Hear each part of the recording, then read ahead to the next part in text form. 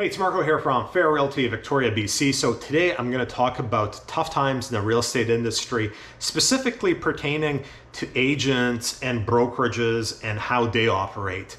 If we look down south to the US, there's a number of publicly traded brokerages and stock prices have just taken a beating. And this is a reflection of a tough time in the industry right now. Not to be confused with prices, because you can actually have an environment where it's a really tough time in the real estate industry, but prices go up. Let me explain that scenario here in Victoria. So 2021, we had $9 billion in total sales volume in Victoria.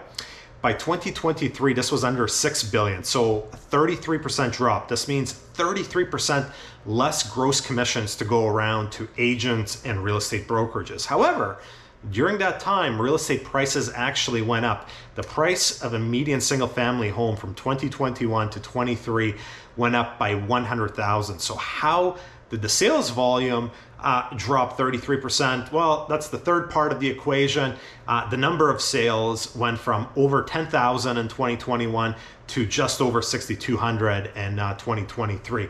So when there's 33% less gross commissions to go around, as you can imagine, it makes it very difficult for agents and brokerages to operate. What's making it even more difficult this year is sales volume has not come back. I'm predicting that we'll have probably around 6 billion in total sales volume yet again. But compounding that is new listings are coming faster to market and active inventory is building. And this creates an environment where more investment has to be made into listing those properties, but a smaller percentage of that inventory is selling. So unlike when I started in 14 years ago, I had a SLR Canon camera. I did my own floor plans.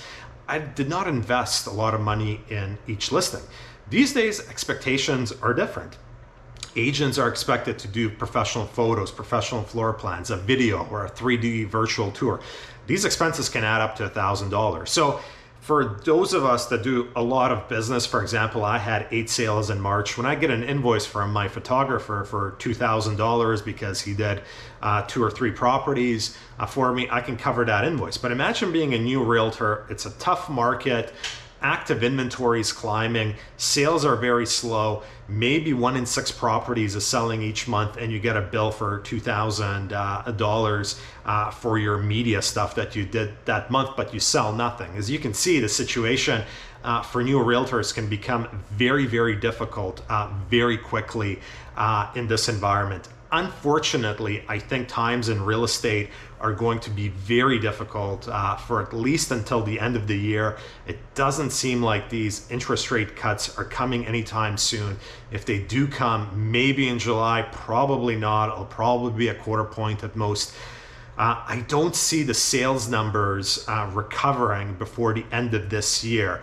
And with suppressed sales numbers, inventory climbing every week, it's simply a very, very difficult environment to operate in, because the gross commissions are down, expenses are up from servicing and putting on market all these new listings.